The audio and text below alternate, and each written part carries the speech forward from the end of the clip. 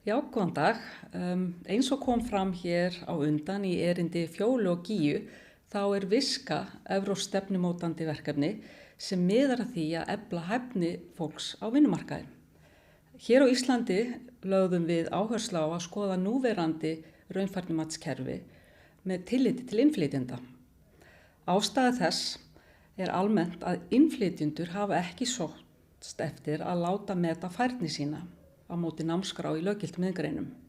Því var markmið okkar í Viska-verkefninu að opna á raunfærnimatskerfið fyrir innflytjendur. Að opna núverandi raunfærnimatskerfi fyrir innflytjendur, þá þurftum við að finna leiðir til þess að ná í þátttakendur. Og það vill nú þannig til að við sem vinnum hjá Iðunni Frelsisseitri erum vinnunái með atvinnurekanda og launþegasamtök í iðnaði. Og við höfðum þá gott aðgengi að þessum samtökum og stofnuðum bakhóp til þess að styðja okkur til þess að ná í þessa þátttakendur, þar að segja innflytjendur. Við vorum einnig í samstarfi við samtök eins og Rauða krossinn og svo fengum við þá þetta aðgengi inn í fyrirtækin sem var auðvitað alveg frábært. Við vorum einnig í samvinnu við yfirvöld, menntastofnanir og ráðuneyti og skóla. Við höfðum samband við 3 stóra framhaldsskóla og til þess að tengja okkur við framhaldsskólakerfið þar sem okkar þáttakendur áttu að vonandi að fara inn í framhaldsskólana. Skólarnir voru mjög jákvæðir og tilbúnir að styðja við verkefnið en við lentum í svona áskorunum sem við munum aðeins segja betur frá hér síðar. Við bjuggum til markaðsefni og bæklinga, auglýsingar í blöð.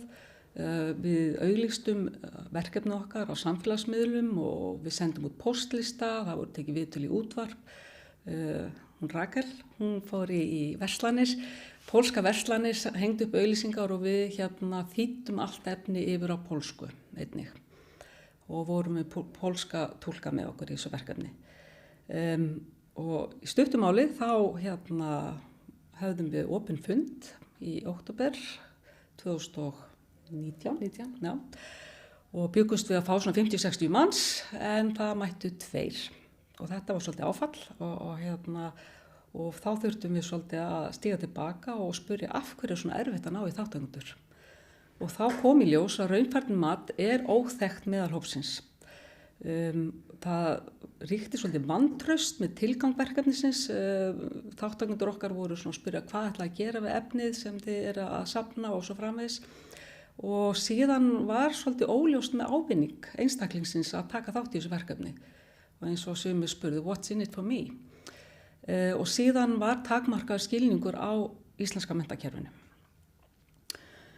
En af hverju að fara í raunfærnimat fyrir innflytjendur á íslensku vinnumarkaði? Og ég held að það sem við erum sammála að það eiga allir að hafa jafnan aðgang að menntakerfum landsins, hvort sem það í formulega eða óformulega menntakerfinu. Og við búum svo vel að eiga framkvæmdaráætlun málefni innflytjenda og við studdum mikið við þessa framkvæmdaáætlun í okkar vinnu og þar stendur bara orðrétt að innflytjendur eigi að njóta jafnara stöðu og tækifæri til náms í raun og það eigi að huga sérstaklega að menntun innflytjenda. Og Viska-verkefni alveg klárlega var að vinna að þeim markmiðum. Við komumst einnig að því og það kom í þessu verkefni að hluti af erlendu vinnuafli er komin til að vera. Þau ætla ekki heim, þau ætla að vera hluti af okkar samfélagi. Og síðan er ávinningu fyrir alla að gera færni innflytjenda sýnilega á vinnumarkaði og svo viljum við líka forðast þetta að vera með stéttaskiptingu á vinnumarkaði, Íslendingar versus útlendingar. Þetta er svona orðræði sem kom svolítið upp í gegnum þetta 3 ára verkefni. Já, og eins og áður hefur komið fram, þá var markhópurinn í Viska Pólverjar sem að vinna á íslensku vinnumarkaði og við vorum með raunfærnimat á móti námskrám í 3 iðngreinum, vorum með húsasmíði, málarinn og matartækni og síðan vorum við með raunfærnimat á móti hæfni viðmiðun starfa. Það var búið að hæfnigreina starf sem við metum á móti og það voru fernustörf.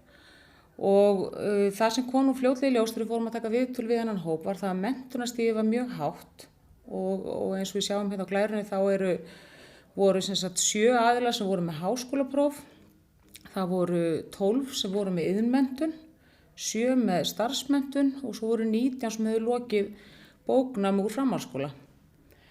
Þannig að það kom okkur svolítið á óvart hvað fáir hafðu farið og fengið menntun sína metna, en við sem sagt hjá Iðunni fræðslusetri við sjáum að við önnumst mat og viðurkenningu á iðn- og starfsmenntun fyrir sem sagt fólk sem kemur erlendis frá, og það voru 12 sem voru með iðnmenntun sem má segja hafa verið sambærilegt við íslenskt sveinspróf, og það af þeim fóru 5 í mat og viðurkenningu og fengu menntun sína metna hér. Og einhverjir höfðu ekki áhuga á því og voru jafnvel farin að starfa við eitthvað annað, og aðrir voru ekki með nægilega starfsreynslu, það þarf 3 ára starfsreynslu til að fara í þetta matsferli. Og síðan sem sagt voru 19 mann sem höfðu lokið bóknámi á framhaldsskólastigi, 2-4 ár, það var ekki alltaf blankt, en það er óljóst í raun með mat á þessu námi. Það þarf hver og einn að fara með námsgögnin sín inn í framhaldsskólan og fá það metið seinna. En í heildina það voru matsniðurstöður mjög sambærilega við þær niðurstöður sem við höfum fengið úr raunfærnimatsverkefnum áður. Við erum búin að raunfærnimeta þessar iðngreinar til dæmis í 10 ár segi, og að meðaltali þá var eins og sé húsasmiði, þá voru menn að fá 31,5 einingu metna sem er svona nánast einsársnám. Þannig að niðurstaðan var mjög góð og það sama gilti þernihópinn sem að fékk í raun mat á því að þær uppfylltu öll uppgefin hæfniviðmið. Og sá lærdómur sem að við drógum í raun af þessu verkefni er í raun helst sá að það er gríðarlega mikilvægt að þjálfa, ráðgjafa, matsaðala og túlka, og það er þetta er ný reynsla að taka viðtöl þar sem að allt fyrir gegnum túlk og maður skilur kannski ekkert einasta orð sem að þátttakandinn er að segja. Og það verður svona öðruvísi flæði í viðtölum, það er erfitt að grípa þráðinn og halda áfram með eitthvað, því það stoppar alltaf þetta á túlkum.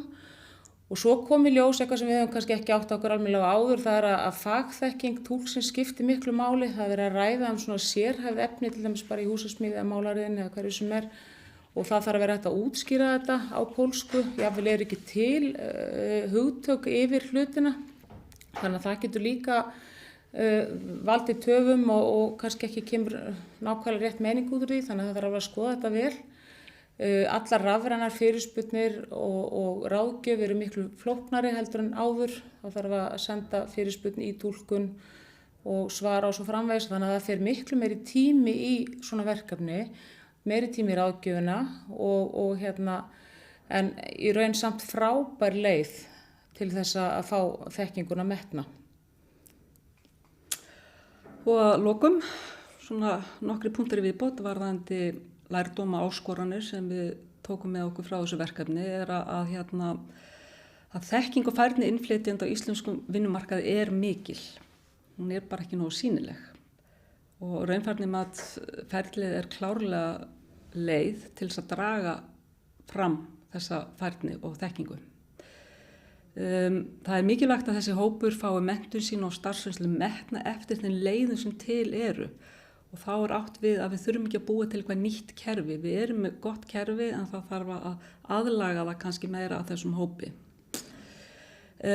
Aðgengi á skólum og námsleiðum að loknu raunfærnimati er áhyggjuefni. Eins og ég sagði hér í upphafi, þá vorum við í miklu samskiptum við 3 stóra framhaldsskóla hér á höfuðborgarsvæðinu, og þar kom fram að það var mikil vilji til þess að taka á móti þessum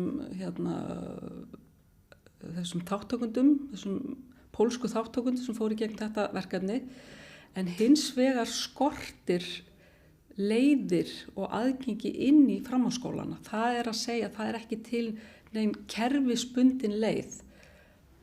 Það eru erlendir ríkisborgarar sem eru að fara inn í framhaldsskólakerfi okkar sem eru með litla íslensku þekkingu. En það er ekki til kerfi fyrir fullorðna einstaklinga sem eru að koma að vinnumarkaði, fara í gegnum raunfærnimatskerfið og fara svo inn í framhaldsskólana eða aðrar leiðir, til dæmis í óformlegt nám. Og það er áhyggjuefni að það vantar kerfi. Það skorti skýra leiðar og næstu skrefum eftir raunfærnimatið, og þetta er svolítið í tengslum við það hvað svo, ég er búin að fá raunfærnimat og hvert á ég þá að fara. Við töluðum stundum svolítið frjálslega innuna, já svo bara skráir því innuna og þetta skráði innuna og svo framvegis og þá voru einstaklingar að segja inna, hvað inna? Og þetta eitthvað sem við þekkjum úr okkar menntakerfi en kannski ekki þekkt úr menntakerfum annars staðar frá eðlilega. Einnig kemur fram í þessu ferli að læra íslensku lykillinn og þar sögðu þátttakendur ég minnir að hafa verið kringum 90% en hún Sigrún fyrir betur í þessar tölur og niðurstöðu verkefnisins rannsóknarhlutan hér á eftir, Sigrún frá Menntavísindastofnun og hún mun fara betur í þær tölur. Mér minnir að hafa verið kringum 90% sem sögðu að þáttakendum að íslenska alveg klárlega lykillinn að menntakerfinu og að samfélaginu. Það slóð hér á Glærunni sem heitir Viðtölu náms- og starfsráðgjafa, kennara, þáttakanda og túlk og þessi kennari hann nú matsaðili í raunfærnimatsverkefnum hjá okkur hjá Iðunni, búin að vera til margra ára og segir svolítið frá sinni reynslu og þau öll sem á þessum myndböndum segja frá sinni reynslu í viskaverkefninu. Þetta eru mjög góð myndbönd og áhugaverð, ekki of löng, þannig að við hvetjum ykkur endilega til þess að smella á linkinn og skoða þessi myndbönd. Og ef það eru einhverja spurningar eða vilji hafa samband við okkur, þá eru nöfn okkar og netföng hér á síðustu Glærunni og hvetjum ykkur endilega til þess að hafa samband við okkur. Takk fyrir. Takk.